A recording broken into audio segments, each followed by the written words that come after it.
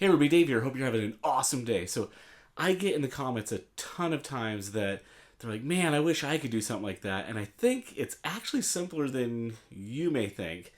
I want to show you today how to take a Final Faction figure from the Dollar Tree and repaint it. This one I did like a Stormtrooper kind of theme because it felt pretty cool. And it's actually really simple. So, I'm going to show you in this video how I did this. And I think at the end, I'm hoping that you have the confidence to say, hey, I think I can do that too. And we'll even make a little diorama base for it, really simple. And most of the supplies you'll have at home. If not, I'll kind of talk through some other alternatives that you can use. So come on, let's do it.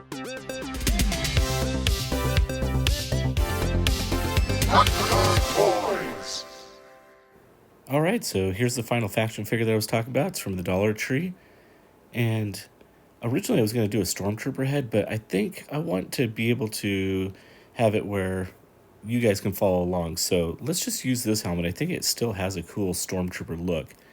There's just 2 screws in the back there, so you will need a smaller screwdriver, but it just comes right apart. And this makes it really simple for customizing. I'm using this toothbrush here. You see there's little X's on there. That way I don't accidentally brush my teeth with it. But just do some warm soapy water, clean those off. And then I've already primed it here with just a white primer. I just use Rust-Oleum spray paint from Home Depot. And I use this little picture wire to help hold it when I spray paint it. There's people that use alligator clips and they'll peg it. You can just lay it on a piece of cardboard and spray it. But yeah, here's the flat white. I ran out of primer, but this is a Paint Plus primer, so I think it'll work just fine. Now for the arm, I did use a silver metallic spray paint. If you don't have something like that, you could just use like a cheap craft paint, but that worked okay for me. I'm using some cheap craft paint that's just black.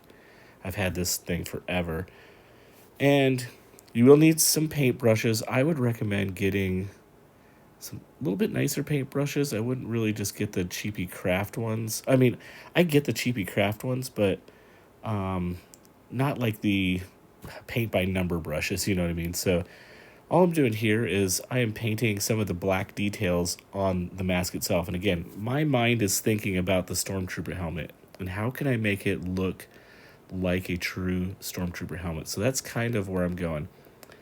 I got a little globby there. No big deal. I'm going to just take an X-Acto knife and carefully scrape away the excess black.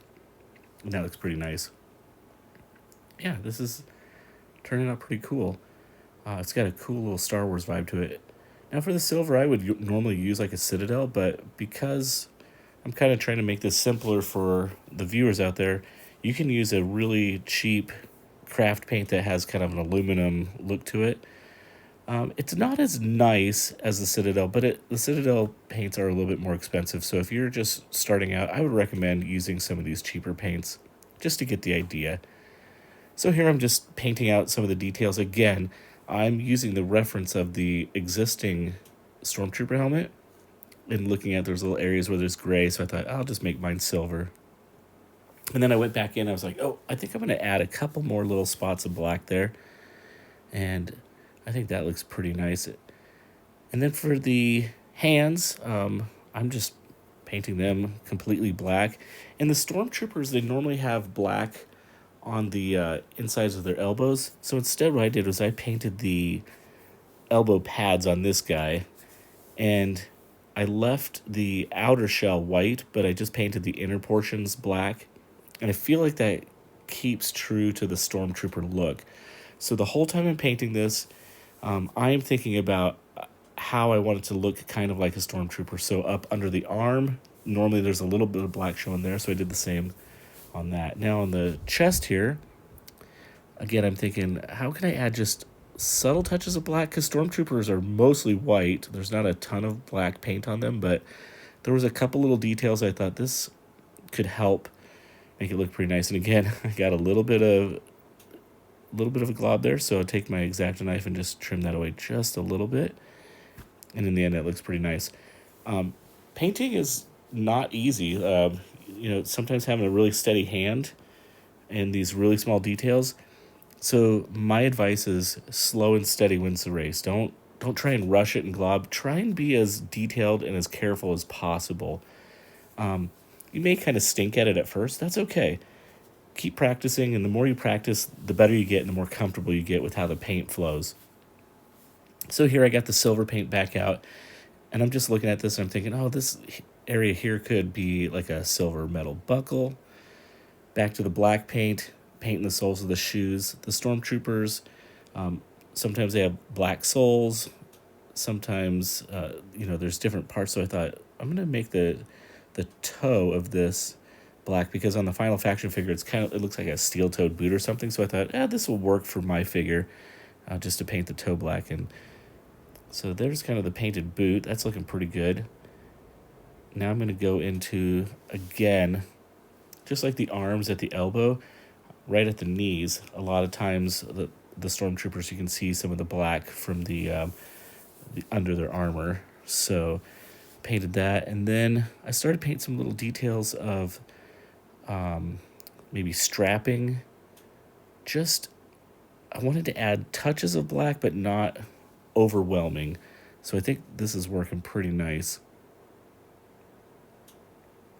And it feels like it's coming along, and it feels like a Stormtrooper should feel. So now that I've got these all painted, when you're using these acrylic paints, they are pretty delicate, so you will need some kind of clear sealer. I just happen to have this on hand, but you can also use a Rust-Oleum clear matte or gloss varnish at Home Depot. So I'm putting the figure back together and putting those little screws back in. And again, he is varnished with that clear varnish, so now the paint holds up better. If you don't clear varnish it, that paint will just scratch right off. So you definitely want to do the varnish. Now, that's looking pretty cool. So now it's time to weather it up. I am using this Citadel Nuln Oil. It is like my favorite wash.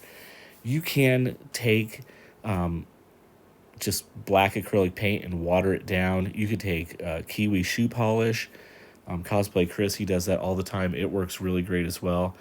But for this example, I had the Citadel wash, so I'm going to go ahead and use that. But there are other options that you can use. Then, once you put it on, just kind of wipe it down, dab it, wipe, remove however much you want. It's kind of up to you. Now I got the arm here, and there's the Final Factions. They have these little holes, and then you can buy additional accessories. So I thought, man, if I'm going to do this like a Star Wars figure, this thing's kind of cool. It kind of feels like from maybe A New Hope, or I don't know, one of the Stormtroopers. They got those kind of cool weapons. So I thought, this is kind of neat and could give kind of a Star Wars look. So it just pegs right in there. Push that in. So I really like that. I think we need to paint this thing up to look a little bit more like a Star Wars thing. So I painted it silver. And then after I painted silver, I thought I'm going to do a few of these little details that are molded into it. I'll paint those black. There was these little indentations, so I just hit a little piece of red there. And then I took my knife, again, because it wasn't sealed yet, that paint scratches right off. And so just take an X-Acto knife and scuff it up a little bit.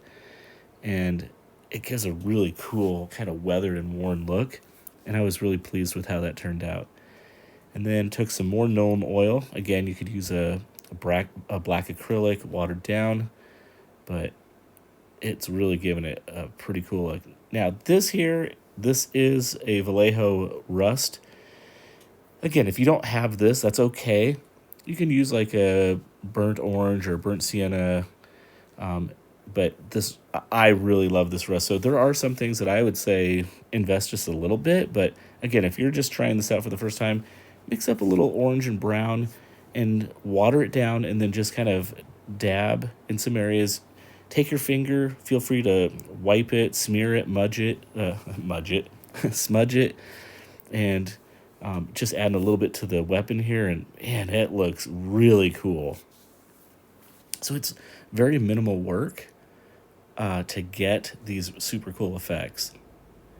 Put that on there, and I'm really liking how that looks overall. It looks nice and weathered. I could have sanded off the copyright marks on the back, but I didn't bother.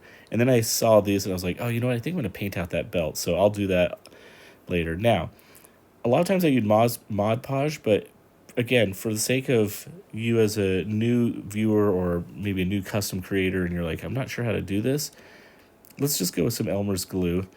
And I'm covering this little wood base. I got this at Hobby Lobby. They're $3 for three of them, or maybe $3.99.